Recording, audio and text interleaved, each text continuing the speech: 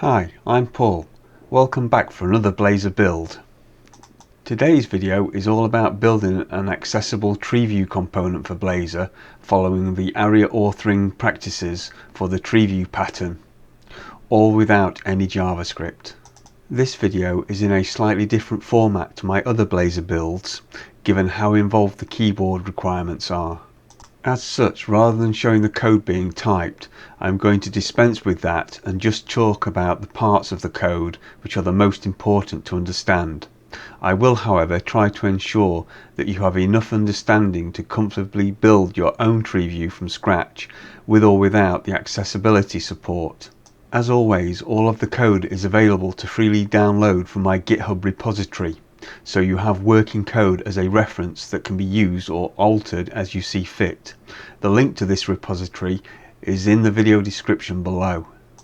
I'm going to spend longer than normal on the demo to explain the accessibility support. If this is of no interest to you, which I hope it is, just skip this and go direct to the code. The first thing I should mention is that unlike the other parent-child type components that we have built, if you watched any of the other builds, is that this component does not use render fragments or child components. We are just going to provide the component with a hierarchical tree structure built using a tree node class, and the component will use that to build the tree. Regarding two simple events that I have implemented to get you started, one gets raised when a node is toggled from expanded or collapsed, and vice versa, with the other getting raised when a node is activated or selected. I do not return a tree node object. Instead, I return a new tree data object that contains information from the tree node. As there is a unique node ID property on the tree node contained in the tree data object as well, you can use this to find the original node if necessary. It should also be noted that the tree data object uses the same type parameter as the tree node object, so any object assigned to the tree node can also be assigned to the tree data payload property.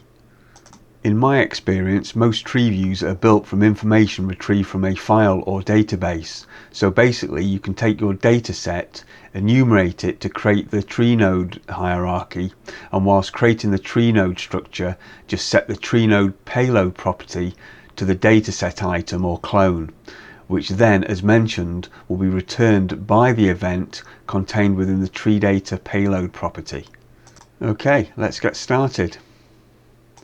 On screen, below the multitude of buttons, is the finished tree view component. By default, the root node is included, but this can be omitted as shown. From an accessibility standpoint, it may be better to exclude this node to reduce the number of node levels. The tree functions identically whether or not the root node is included. If the root node is included, it is expanded by default, which is set within the component's initialized event. Each node can have an optional icon. The ones on screen are the only ones which I have added. The tree view has 4 selection modes, the default being none, which, as the name suggests, does not toggle the node's isSelected property when clicked or activated by either the Enter or Space key. Single mode means that only one node can be selected at a time, either from using the mouse or keyboard. Multiple mode allows for multiple nodes to have their isSelected property set to true. This behavior is like using the keyboard or mouse from within Windows Explorer to select files and folders. And finally, there is multiple with checkboxes. This adds checkboxes and gives a slightly different experience for mouse users, which may be preferable. The keyboard experience remains the same. Before I start showing keyboard and mouse interaction, the last 4 buttons on the row of buttons all interact with methods added to the component, just to demonstrate that you can add methods to the component and then reference the component to get access to these. I would recommend keeping the tree node object purely for building the tree structure with any functionality offered via the component. Expand all expands every node level, with collapse all doing the inverse. Let's switch to a multiple mode so we can see the other two buttons in action, as select all will do nothing unless it's in a multiple mode. It should be noted that select all does select every node, visible or not, but when using the component interactively, selections only occur on visible nodes. I will deselect all of the nodes and switch back to the selection mode of none, so we can take a look at keyboard navigation without selection. You can activate a node, i.e. raise a click event, without it being selected. Like most other accessible components, generally when you get to a complex structure, you do not use the tab keys to navigate it. You switch to using the arrow, home and the N keys amongst others, and the tree is no different. The arrow keys. Down arrow moves the focus to the next visible node until the last one and then stops. The up arrow moves the focus back up the visible nodes until the first node and then stops. Let's expand all of the nodes and do that again. After clicking the button, I will use the tab key. It goes along the buttons and then back to the node that we last had the focus on. You might be thinking that the first node has a fixed tab index of 0, so it always gets the focus when tabbing to the tree. This is not the case. The tree view has what I would describe as a roaming tab index. Only one node can have a tab index of 0 at any one time. All others are set to -1, so you can programmatically set focus to them.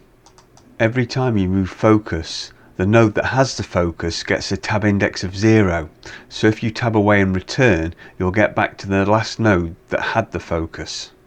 We've just moved down and back up the tree again, and I will show you a simple way of how to do this. You might be thinking, what's the problem? Just move to the next node. But are you sure it's that simple? We have a recursive structure that could be n levels deep. Let's say we were on the fruits node. Using the down arrow, we will check if the fruits has children and then move down to raspberries and then strawberries. Then we would end up on the leaf node. But how do we get to the meat node? A recursive algorithm will solve this, which is exactly what I initially implemented, as I was too focused on just implementing the keyboard requirements one by one. At that moment in time, the phrase "did not see the forest for the trees" definitely springs to mind. Currently, focus is on the first visible node, foods. I will press the N key. The focus moves to the last visible node. Pressing the home key moves the focus back to the first visible node. I will move back down to the strawberry node and then explain the left arrow key.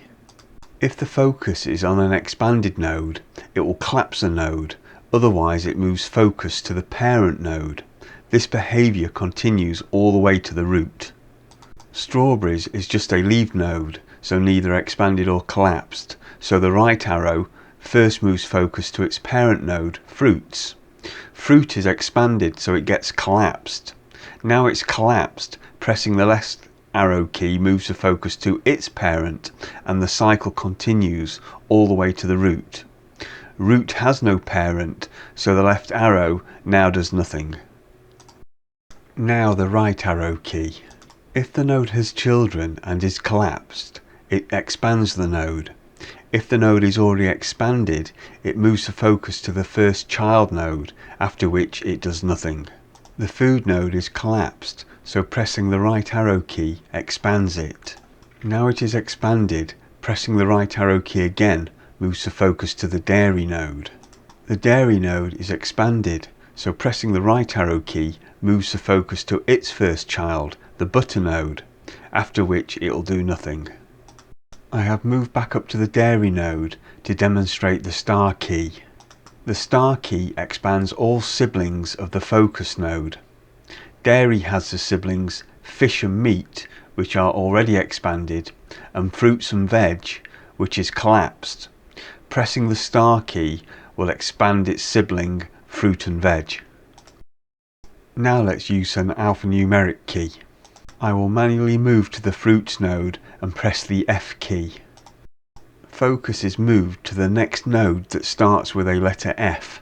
This is cyclic, so as there is no node after the fruits node, the search begins at the root and matches the food node.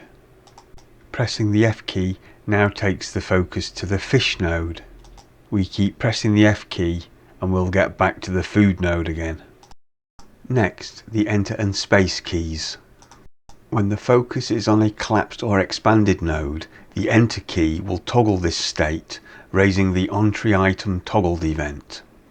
If the focus is on a leaf node, the Enter key will activate it, raising the onTree item clicked event. If the select mode is anything other than none, the Enter key also toggles the node's isSelected property. The Space key does not expand or collapse nodes, it only activates them, raising the onTree item clicked event. If the selection mode is anything other than none, it too toggles the node's isSelected property. I have moved to dairy. Look at the messages below the tree when I use the keys. I press the Enter key, which collapses the node, and a toggled dairy message appears. Pressing the Space key whilst on the collapsed dairy node just causes a clicked dairy message to appear. Pressing the Enter key again expands the node and another toggled dairy message appears. I move down to butter and press the Enter key and then the Space key, so two clicked butter messages get displayed. Now let's switch the mode to single. I will click the Mode Single button and then use the Tab key to get back to the tree. You see the focus moving along the buttons and then land on the butter node within the tree, which was the last node that had the focus before I left the tree to click the button. When I press the Enter or Space key, you can now see the familiar toggled and clicked messages, but now you also see the selected value changing, as well as the node's text background color changing to a pale blue when selected. Clicking a node with the mouse also activates it and toggles its selected property, with the hover state showing the dark blue rectangle as the mouse moves over the tree nodes. Now let's switch to the multiple mode. I will select the foods node with the mouse and then use the Ctrl+A key combination to select all of the visible nodes. I will deselect the nodes and then use the mouse to select the fruit and veg node. Using the Ctrl+Shift+Home key selects all the nodes from the current node to the first visible node. Pressing the Ctrl+Shift+N key selects all the nodes from the current node to the last visible node. I will deselect all of the nodes and then select the Lamb node. If I hold the Shift key while using the up arrow key to move up the tree, each node's isSelected property is toggled, one at a time.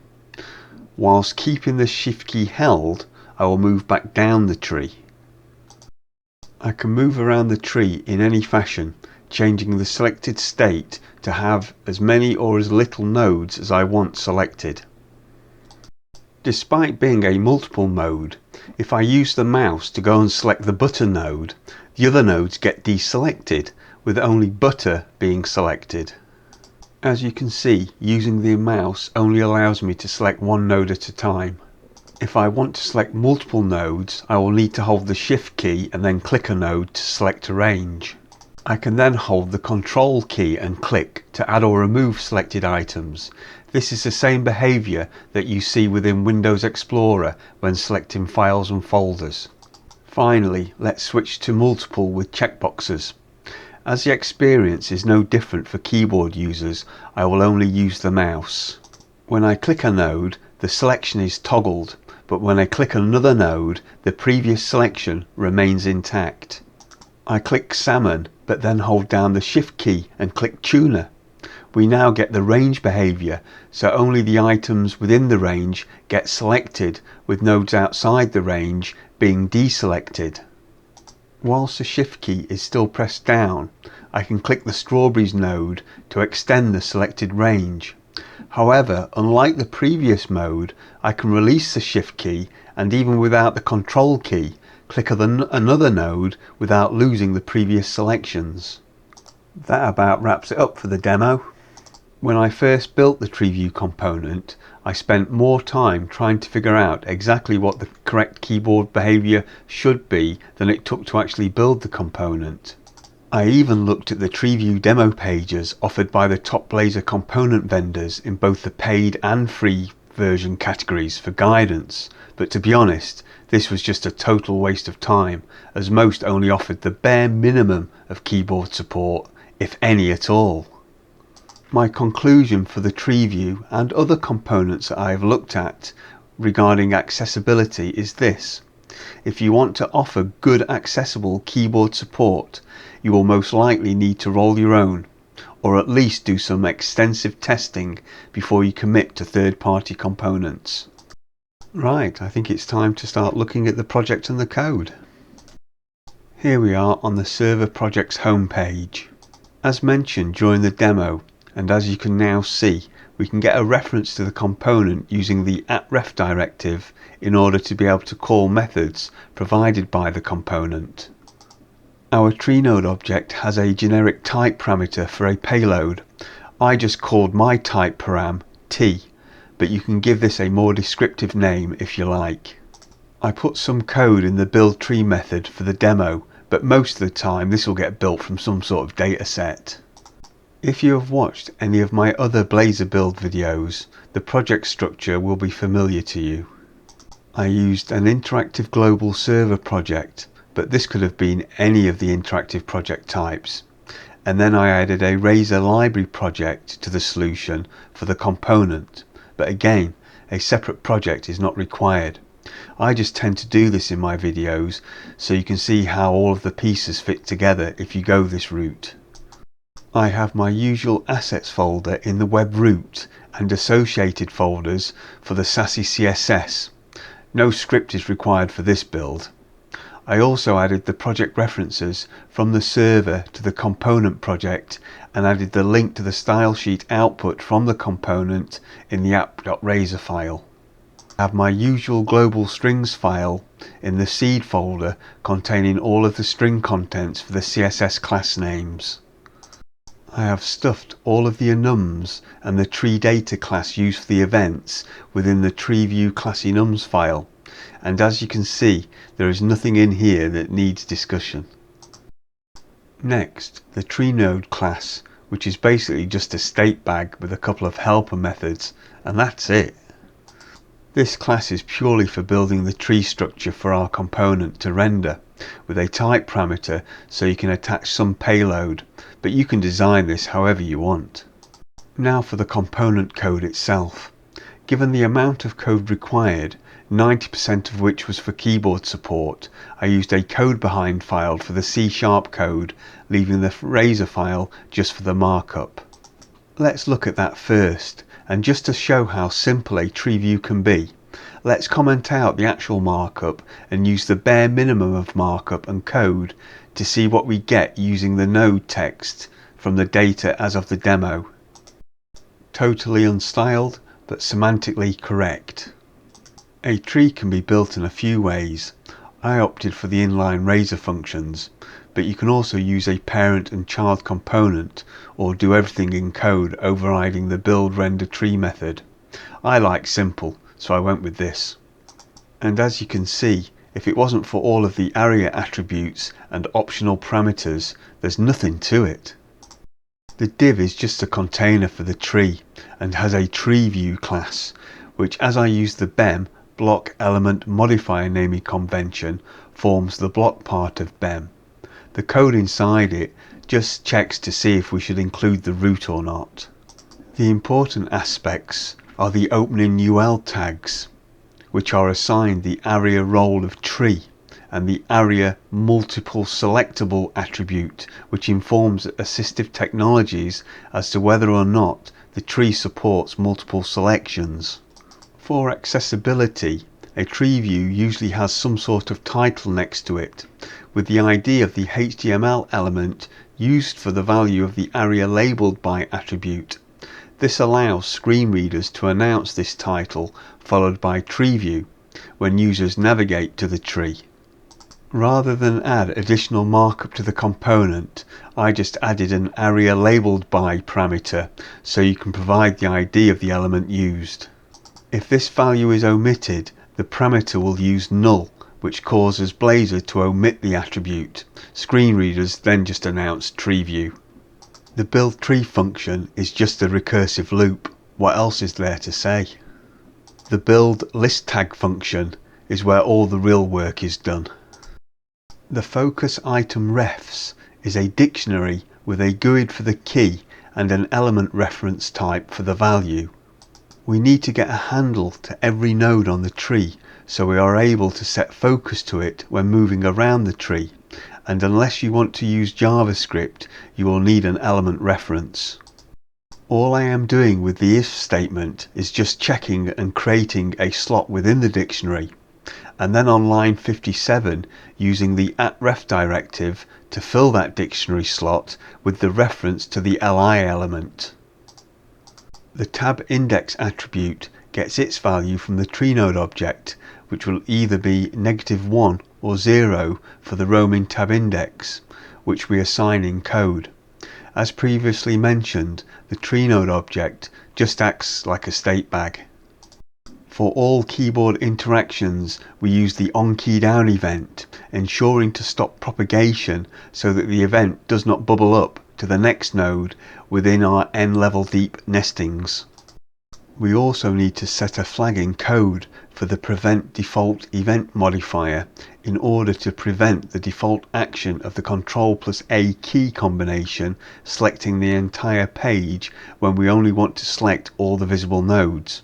More on that in a moment, but this was the only thing that almost caused me to add some JavaScript.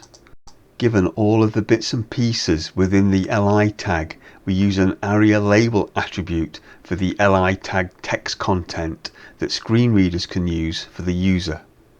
Each li tag also needs the ARIA attribute of tree item. When using a selection mode other than none, we assign the ARIA selected attribute the value of the node's isSelected property. You cannot just pass it the boolean value as it expects a string, hence the toString to lower calls. When the select mode is none, we can assign a null value to the attribute, which causes Blazor just to exclude this attribute. If the tree node has children, we assign the value of the node's isExpanded property to the ARIA expanded attribute. If the node does not contain any children, we again use a null to exclude this attribute. Next we have nested spans, primarily to vertically align any icons used with the node's text. If we have child nodes, then we need the chevron icon that mouse users can click on to expand or collapse the node. If we are using the multiple mode with checkboxes, then we need to include a checkbox with a click event for mouse users to select the item. The next span is for the optional icon. I tend to always add an ARIA hidden attribute for these, although given the ARIA label on the li tag it should not be required, as the ARIA label attribute should override the element's content. We then use a span for the node text for our sighted users, along with a click event for selecting or activating the item. Finally, if the node has children, we call the build tree function to continue recursively building the tree. Now for the C# code. Because I increased the font size for the video, the code that would be required for the tree view without keyboard support just doesn't quite fit the screen, as we're missing the bottom part of the tree node function. This file has approximately 440 lines, so just over 10% is required for a simple tree. The first 4 parameters are self-explanatory. Our object hierarchy, whether to show the root node or not, the selection mode, and the ID of the element that holds a title for the tree view if we have one. We have 2 simple events for when a node is expanded or collapsed and when an item is activated or selected. As mentioned, you can add others such as multiple selected, etc., which would just be a list of tree data of type T, nothing taxing. The dictionary to store the element references in order to set focus to the nodes, as mentioned when we reviewed the markup. I will explain the prevent default property when I get to the method that handles the Ctrl+A key combination. Finally, we have 3 private fields, with the list of tree nodes being the key to simplifying both the navigation and selection of tree nodes. We use the current node field to keep track of where we are within the tree, and the direction enum to help when moving up or down the tree when using the shift and arrow key combination. I said during the demo that I would explain a simple means to handle the keyboard actions, and the answer is to simply take the tree and flatten it, only adding the visible nodes, i.e. those that have an expanded parent node, to a list. The up, down, home and end keys are then simply just go to the current index +1, index -1, index 0 or count -1. Searching the tree is also simplified. You just find the matching text from the list of nodes, get the index and move to it. As we only select visible nodes, multiple select actions are also simplified by using our visible nodes list. The only keyboard actions that do not use our visible nodes list is the left and right arrow key actions, but those methods are short and simple. To achieve all of this, we only need one recursive routine to build our visible nodes list. When a node is expanded or collapsed, we clear this list so it will get rebuilt the next time it is requested.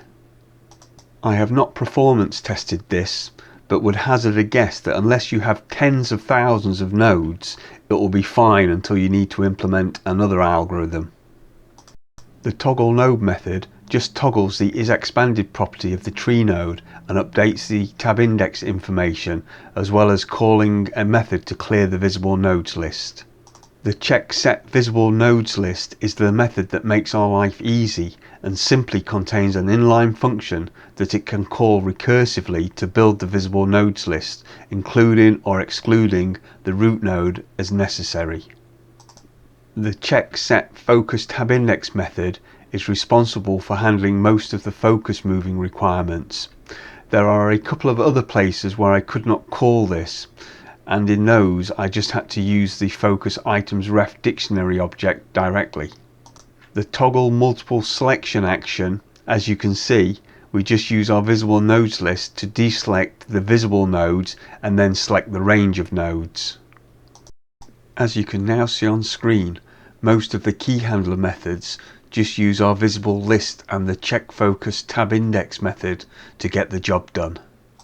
The handle right and left arrow key methods basically just check to see if the node is expanded, has a parent or children dependent on the direction of travel, calling the clear visible nodes list if the expanded state gets altered. The search tree method is simple. We just build a search results list from the nodes that start with a typed character, including the current node, so we have a point of reference.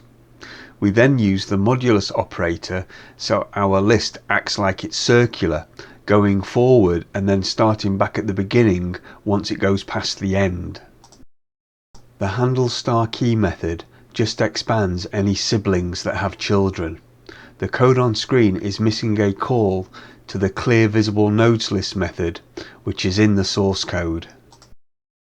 The handle Ctrl+A key just selects all the nodes in our visible nodes list, but handling this key combination was problematic, which I will explain in a moment. The handle Ctrl+Shift and Home or N key methods just use our visible list to select the nodes as appropriate. The handle key down method is just our method that routes the key down event to the correct handler method. As mentioned, the Ctrl+A key was problematic due to what Ctrl+A does. Just click on any web page and press Ctrl+A, and what you see is exactly what was happening when using the Ctrl+A key to try and select all the visible nodes in the tree. Now, simply setting prevent default to false directly on the onKeyDown event in the markup does fix this. But then you run into another problem, because now you don't have the ability to tab away from the tree because we don't handle tabbing to anywhere on the page. Luckily, control key combinations are two events, with the first just being the control key followed by the control key and the other key. This meant we could just toggle the prevent default flag based on whether the control key was present. So on the first event it gets set to true and Blazor renders this change in the markup. As it's now present before the next key press, the letter A, the default action of selecting everything on the page is now suppressed.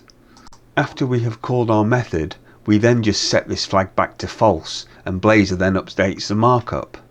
Although I feel this approach is sufficient, the astute may have noticed an edge case where this approach is also problematic.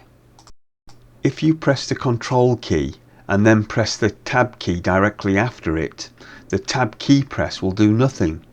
You would need to press the Tab key again to move. As this was an edge case, and given that the Ctrl+A key was optional for keyboard support, I deem this to be acceptable. If you disagree with this, you would need to either remove the optional keyboard action or use a bit of JavaScript for this one single action. The last method on screen, getStyleInfo, is just a helper method to get the CSS classes for the markup, which is called from the Razor file. And that, as we say, is that. Hopefully you will agree that building your own tree view component is not overly complex, and providing keyboard support is really pretty simple once you know what is required. As mentioned, the code is up on GitHub for you to download, with the link in the description below. I did not show the CSS in this video, and if you are new to the channel, I use Sassy CSS, a CSS preprocessor. I have also added the link in the video description below to a short 4-minute video showing the Visual Studio extension that I use and how to get started using it. I hope you found this video helpful, and as always, please feel free to leave good or bad comments, and I will try to answer any questions raised. Until next time, bye for now.